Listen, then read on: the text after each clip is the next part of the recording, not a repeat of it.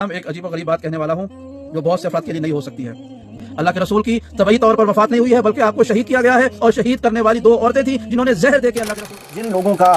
مذہب روزانہ بچے دیتا ہے، روزانہ اصحاب رسول اہل بیت اطہار پر گالم گلوچ سب و شتم کرنے کے لیے وہ نئی نئی چیزوں کو تراشتے ہیں، ان کے مذہب میں تو اسی طرح کی بےہودگی ہی ان کو ملے گی۔ لیکن اگر وہ قرآن کریم پر نظر کریں، قرآن کریم کو دیکھیں، وہ قرآن کریم جس کو وہ مانتے ہی نہیں، وہ کہتے ہیں کہ یہ تو اصلی قرآن نہیں ہے۔ سیدہ عائشہ سیدہ حفصہ پر یہ الزام لگا رہے ہیں کہ انہوں نے حضور علیہ السلام کو زہر دیا۔ تیری بیوی تجھے زہر دے سکتی ہے، شاید تیرا رویہ تیری بیوی کے ساتھ درست نہ ہو، شاید وہ تجھے زہر دے دے کیونکہ وہ تجھ سے تنگ ہو، لیکن اللہ کے نبی علیہ السلام جیسی پاکیزہ مطہر پاک با اخلاق ہستی جنہوں نے کہا کہ میں سب سے زیادہ حسن اخلاق، سب سے زیادہ اچھے انداز میں اپنی بیویوں اپنے گھر والوں سے پیش آتا ہوں، ان سے ان کی بیویاں تنگ نہیں تھی۔ اور تم جو حضور علیہ السلام کی عزت پہ ڈاکہ ڈالنا چاہتے ہو، ہم اس کو عیاں کریں گے، لوگوں کو بتائیں گے اور اس بات کو کھول کے لوگوں کے سامنے رکھیں گے کہ یہ اللہ کے نبی صلی اللہ علیہ وسلم کے دشمن، اللہ کے نبی کے خاندان کے اصحاب کے دشمن، بلکہ یہ پورے کے پورے دین اسلام کے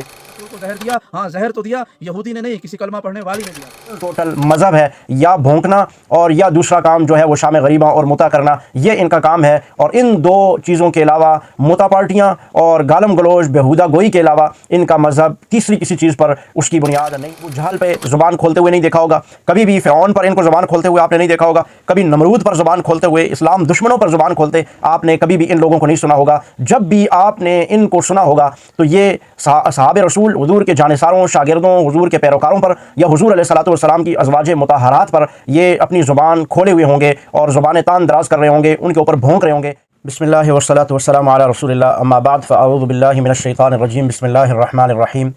النبی اولی بالمؤمنین من انفسهم وازواجہ امہاتہم وفی مقام آخر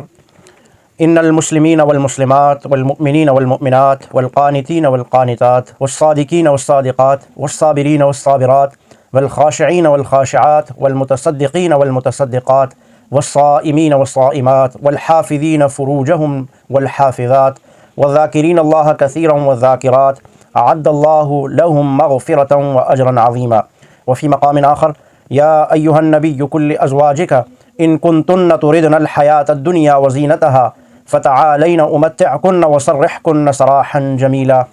وفی مقام آخر لا یحل لک النساء من بعد ولا ان تبدل بهن من ازواج ولو اعجبك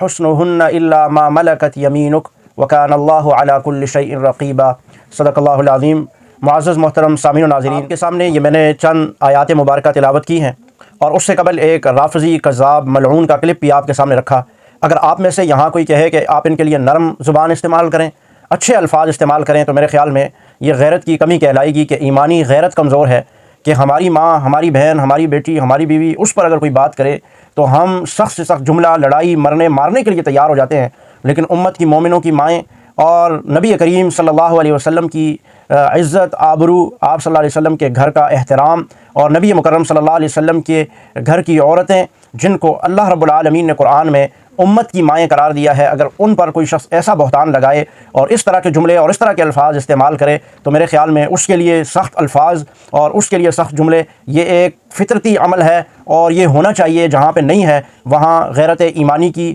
کمی ہے۔ اللہ رب العالمین نے قرآن کریم میں کیا ارشاد فرمایا؟ ازواج مطہرات جن پر یہ شخص اور یہ ان کا پورا طبقہ، یہ مکتب فکر، یہ ایک مخصوص فرقہ ہے، قرآن کریم کیا کہتا ہے؟ اور یہ لوگ حضور کی ازواج مطہرات، امت کے مومنوں کی ماؤں کے متعلق یہ کیا عقیدہ رکھ رہے ہیں؟ فیصلہ آپ حضرات نے خود کرنا ہے کہ قرآن کیا کہتا ہے۔ پہلی آیت میں آپ کے سامنے رکھتا ہوں، النبی اولی بالمؤمنین من انفسہم۔ نبی کریم صلی اللہ علیہ وسلم کی عزت، احترام، حرمت کو بیان کیا جا رہا ہے کہ وہ مومنوں میں سب سے اولا ہیں، اعلیٰ ہیں، بلکہ ان کی جانوں پر سب سے زیادہ حق رکھنے والی شخصیت اور سب سے زیادہ حق رکھنے والی ذات اللہ کے نبی کریم حضرت محمد رسول اللہ صلی اللہ علیہ وسلم ہے۔ اور اگلا جملہ وَأَزْوَاجُهُ أُمَّهَاتُهُم، اور جو نبی کریم صلی اللہ علیہ وسلم کی ازواج مطہرات ہیں وہ مومنوں کی، امت کی وہ مائیں ہیں۔ وَأَزْوَاجُهُ أُمَّهَاتُهُم، ازواج مائیں ہیں لوگوں کی۔ یہ اللہ رب العالمین نے واضح الفاظ میں بغیر کسی مبہم بات کے، بغیر کوئی ایسا کہ جس کی بات سمجھ جو نہ آ رہی ہو، یہ واضح دو ٹوک الفاظ میں اللہ کے نبی کریم صلی اللہ علیہ وسلم کی ازواج کے متعلق اللہ تعالیٰ ارشاد فرما رہے ہیں وَأَزْوَاجُهُ أُمَّهَاتُهُم۔ نبی کریم صلی اللہ علیہ وسلم کی ازواج وہ امت کی مائیں ہیں۔ آپ اس جملے کو یہاں پر سمجھ چکے تو آپ اگلی آیت کو دیکھیے کہ یہاں پر اللہ رب العالمین کیا ارشاد فرما رہے ہیں وقرن فی بیوتکن، اس سے قبل آیت یا نساء النبی لستن کاحد من النساء، اے نبی کریم صلی اللہ علیہ وسلم کی ازواج بیویوں تم عام عورتوں کی طرح نہیں ہو، تمہارا اسٹیٹس، تمہارا رتبہ، تمہاری عزت، تمہاری شان، تمہاری رفعت و بلندی وہ عام عورتوں کی طرح نہیں، تم ان سے بہت بلند ہو، بہت اعلیٰ ہو، بہت عرفہ ہو، اس لیے کہ تم نبی کریم صلی اللہ علیہ وسلم کی عزت ہو، تم نبی کریم صلی اللہ علیہ وسلم کی ازواج ہو، تم نبی کریم صلی اللہ علیہ وسلم کی اہل بیت ہو۔ آگے سنیے وقرن فی بیوتکن ولا تبرجن تبرج الجاہلیۃ الاولی واقمن الصلاۃ وآتین الزکاۃ واطعن اللہ ورسولہ، یہ ان کی تربیت کی جا رہی ہے کہ تمہارا رتبہ بلند ہے، تمہارا عزت مقام بلند ہے، تو تمہیں اپنے اس رتبے کا، اپنی اس عزت کا کس انداز میں پاس رکھنا ہے اور کس انداز میں تم نے اللہ کے نبی صلی اللہ علیہ وسلم کے ساتھ رہنا ہے۔ یہ آپ نے ان کو ابو جہل پہ زبان کھولتے ہوئے نہیں دیکھا ہوگا، کبھی بھی فرعون پر ان کو زبان کھولتے ہوئے آپ نے نہیں دیکھا ہوگا، کبھی نمرود پر زبان کھولتے ہوئے، اسلام دشمنوں پر زبان کھولتے آپ نے کبھی بھی ان لوگوں کو نہیں سنا ہوگا۔ جب بھی آپ نے ان کو سنا ہوگا تو یہ صحابہ رسول، حضور کے جانثاروں، شاگردوں، حضور کے پیروکاروں پر یا حضور علیہ الصلوۃ والسلام کی ازواج مطہرات پر یہ اپنی زبان کھولے ہوئے ہوں گے اور زبانیں تان دراز کر رہے ہوں گے، ان کے اوپر بھونک رہے ہوں گے۔ یہ ان کا کل ٹوٹل مذہب ہے، یا بھونکنا اور یا دوسرا کام جو ہے وہ شام غریبہ اور متع کرنا، یہ ان کا کام ہے۔ اور ان دو چیزوں کے علاوہ، متع پارٹیاں اور گالم گلوچ بےہودہ گوئی کے علاوہ، ان کا مذہب تیسری کسی چیز پر اس کی بنیاد نہیں ہے۔ اب قرآن کریم کیا کہتا ہے اور یہ لوگ حضور کی ازواج مطہرات، امت کے مومنوں کی ماؤں کے متعلق یہ کیا عقیدہ رکھ رہے ہیں، فیصلہ آپ حضرات نے خود کرنا ہے کہ قرآن کیا کہتا ہے۔ پہلی آیت میں آپ کے سامنے رکھتا ہوں، النبی اولا بالمؤمنین من انفسہم، نبی کریم صلی اللہ علیہ وسلم کی عزت، احترام، حرمت کو بیان کیا جا رہا ہے کہ وہ مومنوں میں سب سے اولا ہیں، اعلیٰ ہیں، بلکہ ان کی جانوں پر سب سے زیادہ حق رکھنے والی شخصیت اور سب سے زیادہ حق رکھنے والی ذات اللہ کے نبی کریم حضرت محمد رسول اللہ صلی اللہ علیہ وسلم ہے۔ اور اگلا جملہ وَأَزْوَاجُهُ أُمَّهَاتُهُم، اور جو نبی کریم صلی اللہ علیہ وسلم کی ازواج مطہرات ہیں وہ مومنوں کی، امت کی وہ مائیں ہیں۔ وَأَزْوَاجُهُ أُمَّهَاتُهُم، ازواج مائیں ہیں لوگوں کی۔ یہ اللہ رب العالمین نے واضح الفاظ میں، بغیر کسی مبہم بات کے، بغیر کوئی ایسا کہ جس کی بات سمجھ جو نہ آ رہی ہو، یہ واضح دو ٹوک الفاظ میں اللہ کے نبی کریم صلی اللہ علیہ وسلم کی ازواج کے متعلق اللہ تعالیٰ ارشاد فرما رہے ہیں وَأَزْوَاجُهُ أُمَّهَاتُهُم، نبی کریم صلی اللہ علیہ وسلم کی ازواج وہ امت کی مائیں ہیں۔ آپ اس جملے کو یہاں پر سمجھ چکے تو آپ اگلی آیت کو دیکھیے کہ یہاں پر اللہ رب العالمین کیا ارشاد فرما رہے ہیں وقرن فی بیوتکن، اس سے قبل آیت یا نساء النبی لستن کاحد من النساء، اے نبی کریم صلی اللہ علیہ وسلم کی ازواج بیویوں تم عام عورتوں کی طرح نہیں ہو، تمہارا اسٹیٹس، تمہارا رتبہ، تمہاری عزت، تمہاری شان، تمہاری رفعت و بلندی وہ عام عورتوں کی طرح نہیں، تم ان سے بہت بلند ہو، بہت اعلیٰ ہو، بہت عرفہ ہو، اس لیے کہ تم نبی کریم صلی اللہ علیہ وسلم کی عزت ہو، تم نبی کریم صلی اللہ علیہ وسلم کی ازواج ہو، تم نبی کریم صلی اللہ علیہ وسلم کی اہل بیت ہو۔ آگے سنیے وقرن فی بیوتکن ولا تبرجن تبرج الجاہلیۃ الاولی واقمن الصلاۃ وآتین الزکاۃ واطعن اللہ ورسولہ، یہ ان کی تربیت کی جا رہی ہے کہ تمہارا رتبہ بلند ہے، تمہارا عزت مقام بلند ہے، تو تمہیں اپنے اس رتبے کا، اپنی اس عزت کا کس انداز میں پاس رکھنا ہے اور کس انداز میں تم نے اللہ کے نبی صلی اللہ علیہ وسلم کے ساتھ رہنا ہے۔ یہ وہ ازواج مطہرات ہیں جن کی تربیت میرا رب قرآن کریم میں خود ارشاد فرما رہا ہے۔ اب آگے دیکھیے ان کو کیا کہا جا رہا ہے۔ پھر جب یہ ساری چیزیں تم عمل کر چکو گی تو اللہ فرما رہا ہے انما یرید اللہ لیذھب عنکم الرجس اہل البیت، اے نبی کی بیویوں اللہ رب العالمین نے ارادہ کر لیا ہے کہ وہ ہر قسم کی ناپاکی، ہر قسم کی گندگی، ہر قسم کی بری سوچ، ہر قسم کا برا عمل وہ آپ سے دور رکھے گا، یہ اللہ رب العالمین نے ارادہ کر لیا۔ اور اللہ کے ارادے کا نام انما امرہ اذا اراد شیئا ان یقول له کن فیکون، بس اللہ جو ارادہ کرتے ہیں کن کہتے ہیں تو ہو جاتا ہے۔ اللہ نے اہل بیت اطہار جو حضور کی بیویاں ہیں ان کے لیے پاکی کا، طہارت کا اعلان کر دیا اور پھر وہ طاہر مطہر ہو چکی تھی۔ تو اسی لیے آگے اللہ رب العالمین اسی سورہ احزاب میں فرما رہے ہیں کہ میں نے کوئی یہ فیصلہ اس لیے عام طور پر نہیں کیا بلکہ یہ میرا اصول اور قاعدہ ہے، ان المسلمین والمسلمات والمؤمنین والمؤمنات والقانتین والقانتات والصادقین والصادقات، آخر آیت تک، کہ مومن کے لیے مومن عورتیں، مسلم کے لیے مسلم عورتیں، صادق کے لیے صادقہ عورتیں، اور پھر اسی طرح والقانتین والقانتات، جو قناعت کرنے والے ہیں ان کے لیے قناعت پسند عورتیں، یہ پوری آیت۔ تو پھر اللہ کے نبی کے لیے بھی کوئی عام قسم کی عورتیں نہیں ہوں گی، وہ شان، عزت، مرتبے اور وقار والی اور بلند و بالا عزت و عظمت والی عورتیں ہوں گی۔ اللہ رب العالمین قرآن کریم میں خود ان کی عزت و آبرو اور شان اور مقام کو بیان فرما رہے ہیں۔ اور پھر جب یہ شان، یہ عزت، یہ مقام، یہ ان کا بلند برتر اعلیٰ و عرفہ ہو گیا تو پھر اللہ کے نبی صلی اللہ علیہ وسلم کو ایک موقع پر یہ بھی کہا گیا کہ آپ اب ان کی تربیت تو ہم نے کر دی ہے، ان کو بتا دیا ہے کہ یہ کس انداز میں آپ کے ساتھ رہیں گی۔ تربیت اللہ رب العالمین نے قرآن کریم میں ازواج مطہرات کی کر دی تو پھر اس کے بعد ایک امتحان لیا۔ وہ امتحان کیا تھا وہ بھی سورہ احزاب میں ذکر کیا گیا ہے۔ اب جن لوگوں کا مذہب روزانہ بچے دیتا ہے، روزانہ اصحاب رسول اہل بیت اطہار پر گالم گلوچ سب و شتم کرنے کے لیے وہ نئی نئی چیزوں کو تراشتے ہیں، ان کے مذہب میں تو اسی طرح کی بےہودگی ہی ان کو ملے گی۔ لیکن اگر وہ قرآن کریم پر نظر کریں، قرآن کریم کو دیکھیں، وہ قرآن کریم جس کو وہ مانتے ہی نہیں، وہ کہتے ہیں کہ یہ تو اصلی قرآن نہیں ہے۔ جب تم لوگوں کا ایمان قرآن پر نہیں، تمہارے پاس قرآن نہیں، تو پھر تم کس چیز کا دعویٰ کرتے ہو کہ ہمارے پاس قرآن اور اہل بیت ہیں؟ اہل بیت تو یہ ہیں جن کو اللہ رب العالمین کہہ رہا ہے کہ میں نے ان کو پاک کر دیا، جن کو اللہ کہہ رہا ہے کہ میں نے نبی کے لیے، نبی کے سٹیٹس کی عورتیں ان کے لیے تلاش کی ہیں، کوئی عام عورتیں نہیں ہیں جن پر تم تہمت الزام تراشیاں کر رہے ہو کہ انہوں نے اللہ کے نبی علیہ السلام کو زہر دے دیا۔ اب سنیے، جب اللہ جن کی تربیت خود کر رہا ہے ان پر تمہارا یہ الزام لگانا، کیا تم اس کے بعد بھی اسلام میں داخل ہو؟ جب ہم کہتے ہیں کہ جناب یہ رافضی، ان کا اسلام سے کوئی تعلق نہیں، تو بیچ میں بہت سارے لوگ وہ بونے اچھلنے کے لیے آ جاتے ہیں، نہیں جی یہ سب پر ایسا نہ کرو، یہ بیچ میں اچھے لوگ بھی ہیں۔ اچھے وہ ہی آپ کی نظر میں ہیں جنہوں نے زبان کو کھولا نہیں ہے، صرف دل میں بغض رکھتے ہیں یا اپنی جگہ پر بغض کا اظہار کرتے ہیں۔ جنہوں نے آپ کے سامنے بغض کا اظہار نہیں کیا، آپ تو یہی سمجھتے ہیں کہ اچھے ہیں، لیکن رافضی کبھی اچھا نہیں ہو سکتا۔ اصحاب رسول اہل بیت اطہار سے یہ کتنا بغض رکھتے ہیں۔ آپ نے یہ ویڈیو ایک کلپ ملاحظہ کر کے اس شخص کا، یہ ہاشم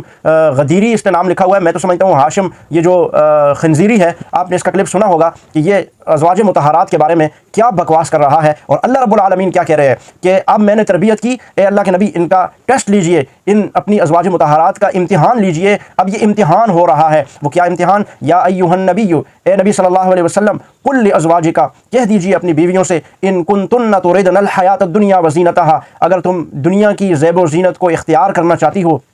فتعالین امتعکن وسرحکن سراحا جمیلا، تو تم وہ اختیار کر دو، اللہ کے نبی علیہ السلام کو چھوڑ دو، اور تم دنیا تمہیں مل جائے گی، دنیا کا مال و دولت بھی تمہیں مل جائے گا، دنیا کی زیب و زینت بھی تمہیں مل جائے گی۔ اللہ رب العالمین نے خود آفر کی ہے اللہ کے نبی صلی اللہ علیہ وسلم کی زبانی کہ ان کو مال و دولت دے کر بہترین طریقے سے ان کو الگ کر دیجئے۔ لیکن جب اللہ کے نبی صلی اللہ علیہ وسلم نے ازواج مطہرات کو یہ آیت سنائی کہ اللہ رب العالمین فرماتے ہیں کہ اگر تمہیں دنیا چاہیے، دنیا کی زیب و زینت چاہیے، دنیا کا مال و متاع چاہیے، کیونکہ نبی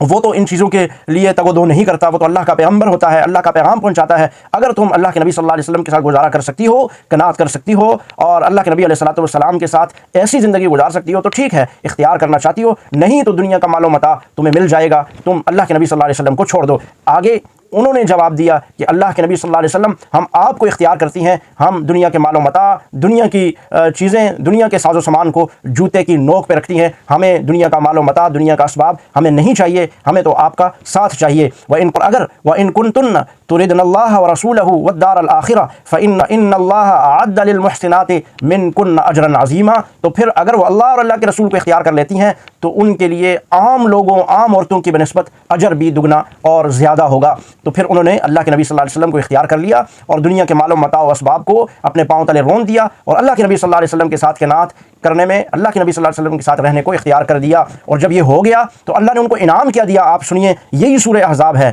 یہی سورہ احزاب کی ایک صفحہ چھوڑ کر اس سے اگلے صفحے پہ آپ چلے جائیے تو اللہ کے نبی صلی اللہ علیہ وسلم کو اللہ رب العالمین اب ایک حکم دینے لگے ہیں۔ وہ حکم کیا ہے؟ لا يحل لك النساء من بعد ولا ان تبدل بهن من ازواج ولو اعجبك حسنهن الا ما ملكت يمينك وكان الله على كل شيء رقيبا۔ جب اللہ کے نبی صلی اللہ علیہ وسلم کو اہل بیت اطہار حضور کی ان ازواج مطہرات امہات المؤمنین نے اختیار کر دیا، دنیا کے تمام چیزوں کو پس پشت ڈال دیا، رب العالمین نے ان کو انعام دیا ازواج مطہرات کو، امہات المؤمنین کو، اور اللہ کے نبی صلی اللہ علیہ وسلم کو ایک چیز سے روک دیا جس میں ازواج مطہرات کے لیے بہت بڑا انعام تھا۔ وہ کیا؟ لا يحل لك النساء من بعد، کہ محبوب محمد رسول اللہ صلی اللہ علیہ وسلم، آپ کے لیے ان عورتوں کے بعد کوئی عورت حلال نہیں ہے، کسی اور عورت سے آپ نہیں نکاح کر سکتے۔ ولا ان تبدل بهن من ازواج، اور نہ ہی ان ازواج کو کسی سے بدلی کر سکتے، مطلب کہ آپ ان میں سے کسی کو طلاق دیں اور اس کے بدلے آپ ایک اور عورت لے آئیں، کیونکہ حضور کی 9 ازواج مطہرات اس وقت موجود تھی۔ تو اللہ رب العالمین نے فرمایا، پہلے ایک جگہ فرمایا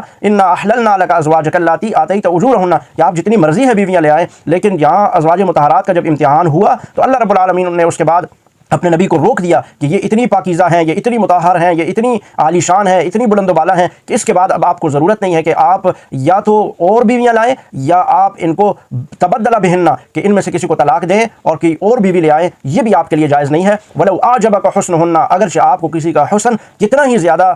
جو ہے وہ کیوں نہ پسند ہو، الا مگر یہ کہ ما ملکت یمینک جو آپ کی لونڈیاں ہیں، جو آپ کی کنیزیں ہیں، وہ صرف آپ کے لیے حلال ہیں، لیکن کسی کو ان عورتوں پر، ان ازواج مطہرات پہ آپ کسی اور کو بیوی بنا کے نہیں لا سکتے، اور نہ ہی ان میں سے کسی کو طلاق دے سکتے ہیں۔ وکان اللہ علی کل شیء رقیبا، اور اللہ رب العالمین نگران اور نگہبان ہے۔ آپ دیکھیے کہ اپنے محبوب کو روک دیا کہ آپ کوئی بیوی بھی نہیں لائیں گے ان کے اوپر، اور اس کے بعد آپ کسی بیوی کو طلاق بھی نہیں دیں گے اور کوئی بدلی بھی نہیں کریں گے کہ طلاق دی اور ایک اور بیوی لے آئے، ایسا بھی آپ نہیں کریں گے۔ اللہ خود اس پر نگرانی کر رہا ہے، اللہ خود اس پر۔ کیا یہ کم تھا کہ اللہ کے نبی علیہ السلام کو صرف کہہ دیا جاتا؟ تو اللہ رب العالمین نے ایک چیز سے منع کر دیا تو ہو ہی نہیں سکتا کہ اللہ کے محبوب علیہ السلام کے ذہن میں،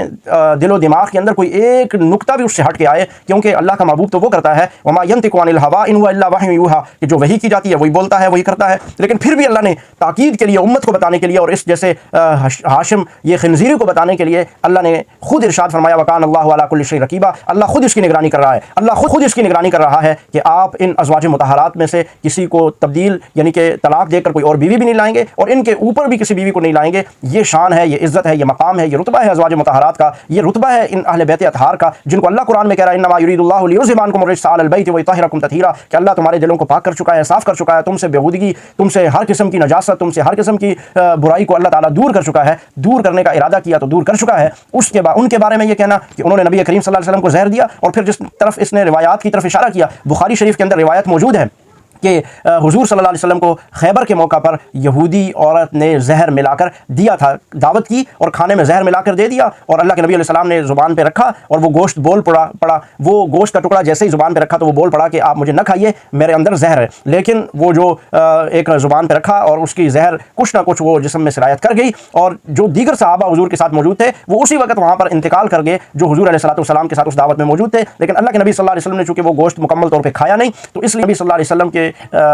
کا وہ زہر جو تھا جسم کے اندر وہ آہستہ آہستہ سرایت کرتا رہا، اور جب اللہ کے نبی صلی اللہ علیہ وسلم کے مرض الوفات اور دنیا سے جانے کا وقت قریب تھا تو فرمایا کہ عائشہ وہ زہر جو یہودی عورت نے مجھے دیا تھا وہ میرے جسم کو اور میری آنتوں کو اندر سے کاٹتا چلا جا رہا ہے، وہی زہر کا اثر دوبارہ ظاہر ہوا، اور 4 سال کے بعد حضور صلی اللہ علیہ وسلم کی وفات اسی زہر کی وجہ سے ہوئی، اور اس طرح اللہ تعالیٰ نے اپنے نبی صلی اللہ علیہ وسلم کو شہادت عطا فرمائی، جس کا اللہ کے نبی صلی اللہ علیہ وسلم جو ہے وہ مانگا کرتے تھے، تمنا کرتے تھے۔ وفات گویا کہ ایک شہادت کے طور پر تھی کہ یہودی کے ہاتھوں جو زہر دیا گیا اللہ کے نبی صلی اللہ علیہ وسلم اس سے شہید ہوئے، اور اس کی وجہ یہ ہے کہ اللہ کے نبی صلی اللہ علیہ وسلم خود مانگا بھی کرتے تھے کہ اللہ مجھے شہادت کی موت عطا فرما، تو اس طرح سے حضور علیہ السلام کی یہ دعا بھی پوری ہوئی، اور آپ صلی اللہ علیہ وسلم کو عام وفات لیکن وہ زہر کا اثر ہوا، اور 4 سال کے بعد اس زہر نے اپنا اثر، اور اللہ کے نبی صلی اللہ علیہ وسلم فرمایا کہ میری آنتوں کو زہر کاٹ رہا ہے۔ یہ بخاری شریف کی حدیث ہے۔ اور پھر جس حدیث کی طرف اس شخص نے اشارہ کیا، حدیث لدود، اس میں یہ ہے کہ اللہ کے نبی صلی اللہ علیہ وسلم جب آخری وقت میں تھے تو اللہ کے نبی صلی اللہ علیہ وسلم کو دوائی منہ میں ڈالی گئی جس کو اللہ کے نبی صلی اللہ علیہ وسلم ناپسند فرما رہے تھے، نہیں لینا چاہ رہے تھے، لیکن ازواج مطہرات نے، اہل بیت اطہار نے یہی سمجھ کر دوائی منہ میں زبردستی ٹپکائی کہ ظاہر ہے مریض دوائی نہیں لیا کرتا، لیکن جو اس کے گھر والے ہوتے ہیں، ازواج ہوتی ہیں، گھر کے لوگ ہوتے ہیں، وہ اس کو زبردستی بھی دوائی کھلاتے ہیں۔ تو اہل بیت اطہار نے حضور صلی اللہ علیہ وسلم کے زبان اقدس پر وہ دوائی رکھی، اور وہ دوائی آپ صلی اللہ علیہ وسلم کے مبارک منہ میں ٹپکائی گئی۔ اللہ کے نبی صلی اللہ علیہ وسلم نے جبکہ اس کو ناپسند کیا، اور اللہ کے نبی صلی اللہ علیہ وسلم کو اس بیماری سے تھوڑا آفاقہ ہوا، تو اللہ کے نبی صلی اللہ علیہ وسلم نے فرمایا کہ جن نے مجھے دوائی پلائی تھی سب کے منہ کے اندر اس دوائی کو ٹپکا دیا جائے۔ میں نے کہا تھا کہ میں نے نہیں پینی، پھر بھی آپ لوگوں نے میرے زبان کے اوپر اس دوائی کو رکھا ہے۔ تو پھر ان سارے کے سارے جو اہل بیت اطہار جو گھر میں لوگ موجود تھے جنہوں نے اس دوائی کو حضور علیہ السلام کو دیا تھا، ان سب کو ایک ایک دوائی وہ کھلائی گئی۔ اب یہ شخص اس سے کہہ رہا ہے کہ وہ زہر تھا اور اہل بیت اطہار نے زبردستی ان کے منہ میں وہ زہر ڈال دیا تھا۔ تو میں پوچھنا چاہتا ہوں کہ اگر وہ زہر تھا تو یہ سب جن کے منہ میں وہ زہر دوبارہ سے ٹپکایا گیا اور ان کو دیا گیا اللہ کے نبی صلی اللہ علیہ وسلم کے حکم پر، تو یہ سارے کے سارے کیوں نہیں مر گئے؟ یہ سارے کے سارے دنیا سے کیوں نہیں رخصت ہو گئے؟ اگر زہر ہوتا تو یہ بھی دنیا سے رخصت ہو جاتے۔ یہ ایک عام سوچنے کی بات ہے، لیکن ان لوگوں نے اللہ کے نبی صلی اللہ علیہ وسلم پر، اللہ کے نبی صلی اللہ علیہ وسلم کی اہل بیت اور اللہ کے نبی صلی اللہ علیہ وسلم کے صحابہ پر بھونکنا ہوتا ہے، اس کے لیے یہ کہیں سے بھی جوڑ جاڑ کے کہانیاں بنا لیتے ہیں۔ ان کہانیوں کا قرآن، حدیث، حضور علیہ السلام کے فرامین سے کوئی تعلق نہیں ہے۔ ایسے لوگوں کو پہچانیں، ان کے کفر کو بے نقاب کریں۔ جب تک ہم اسلام اور کفر میں فرق نہیں کر پائیں گے اس وقت تک ہم کامیابی کے راستے پہ گامزن نہیں ہو سکتے۔ اگر آپ کسی کو بتائیں گے کہ یہ اسلام ہے کہ جناب حضور کی بیویاں حضور کو زہر دے رہی ہیں، آپ بتائیں کہ یہ اسلام ہے؟ حضور کے چاہنے والے صحابہ شاگرد وہی حضور علیہ الصلوۃ والسلام کے مخالف ہیں، حضور کی بات ہی نہیں مانتے، تو یہ کیا ثابت ہوگا اس سے کہ حضور علیہ الصلوۃ والسلام کامل استاد نہیں تھے، حضور علیہ السلام کامل شوہر نہیں تھے، کہ جس کی وجہ سے بیویاں بھی مخالف ہیں، جس کی وجہ سے شاگرد بھی مخالف ہیں، گھر والے بھی مخالف ہیں؟ تو یہ حضور علیہ الصلوۃ والسلام پر ڈائریکٹ حملہ کیا جا رہا ہے اور بتایا یہ جا رہا ہے، جو ان کا عقیدہ ہے کہ حضور جب دنیا سے رخصت ہوئے تو وہ ناکام گئے، یہ یہی کہتے ہیں کہ حضور علیہ السلام کے جانے کے بعد وہ جتنے صحابہ تھے نعوذ باللہ ثم نعوذ باللہ وہ مرتد ہو چکے تھے، تو یہ بتانا چاہتے ہیں، یہ باور کرانا چاہتے ہیں صحابہ پر یہ حملہ کر چکے، اہل بیت اطہار پر یہ حملے کر چکے، ان کی ذات عزت اور ناموس پر جب یہ سارا کچھ اپنا زور لگا چکے، تو اب یہ چاہتے ہیں کہ اللہ کے نبی صلی اللہ علیہ وسلم کی عزت، احترام، ناموس اس پر بھی حملہ آور ہوں، تو وہ حملہ کرنے کی کوشش اللہ کے نبی کی گھر کی عزتیں ہیں ان پر حملہ آور ہو کر اللہ کے نبی صلی اللہ علیہ وسلم کو تکلیف پہنچا رہے ہیں، اور جنہوں نے اللہ کے نبی صلی اللہ علیہ وسلم کو تکلیف پہنچائی اور اللہ کے نبی صلی اللہ علیہ وسلم کو اذیت دی، انہوں نے اللہ کو اذیت دی، اور جنہوں نے اللہ کو اذیت دی ان کا ٹھکانہ کوئی اچھا نہیں ہے، ان کا ٹھکانہ جہنم ہے، دنیا اور آخرت کی بربادی ان کے لیے ہے۔ تو ان لوگوں کو پہچان کر اور ہم نے ان کو بے نقاب کرنا ہے، ان کے کفر کو بے نقاب کرنا ہے، جو اپنے آپ کو آج ابن سبا کی یہ اولادیں اپنے آپ کو بڑا چیمپئن اسلام کا اور اہل بیت اطہار کا کہتی ہیں، وہ خود اہل بیت اطہار سیدہ عائشہ، سیدہ حفصہ پر یہ الزام لگا رہے ہیں کہ انہوں نے حضور علیہ الصلوۃ والسلام کو زہر دیا۔ تیری بیوی تجھے زہر دے سکتی ہے، شاید تیرا رویہ تیری بیوی کے ساتھ درست نہ ہو، شاید وہ تجھے زہر دے دے کیونکہ وہ تجھ سے تنگ ہو، لیکن اللہ کے نبی علیہ الصلوۃ والسلام جیسی پاکیزہ، مطہر، پاک، با اخلاق ہستی، جنہوں نے کہا کہ میں سب سے زیادہ حسن اخلاق، سب سے زیادہ اچھے انداز میں اپنی بیویوں، اپنے گھر والوں سے پیش آتا ہوں، ان سے ان کی بیویاں تنگ نہیں تھی، اور تم جو حضور علیہ السلام کی عزت پر ڈاکہ ڈالنا چاہتے ہو، ہم اس کو عیاں کریں گے، لوگوں کو بتائیں گے، اور اس بات کو کھول کے لوگوں کے سامنے رکھیں گے کہ یہ اللہ کے نبی صلی اللہ علیہ وسلم کے دشمن، اللہ کے نبی کے خاندان کے اصحاب کے دشمن، بلکہ یہ پورے کے پورے دین اسلام کے دشمن ہیں۔ جب یہ دین اسلام کا یہ چہرہ دکھائیں گے تو اسلام کی طرف کون آئے گا؟ لیکن ہم ان کالے کھٹمل رافضی خنزیروں کو اسلام سے دور رکھ کر ہم اسلام کو بچانے کی کوشش کریں گے، اور اللہ رب العالمین نے بھی وعدہ کیا کہ وہ اپنے دین اسلام قرآن کو خود بچائے گا، لیکن اللہ ہمیں استعمال کر لے، آپ کو استعمال کر لے تو یہ ہمارے لیے سعادت کی بات ہوگی۔ اللہ تعالی ہمیں عمل کی توفیق عطا فرمائے، اور ان جیسے کھٹملوں کو، خنزیروں کو اللہ رب العالمین سمجھ، عقل کی توفیق عطا فرمائے۔ اگر ان کی قسمت میں ہدایت ہے، اگر ہدایت نہیں ہے تو اللہ رب العالمین ان کو نیست و نابود فرمائے۔ السلام علیکم ورحمۃ اللہ وبرکاتہ۔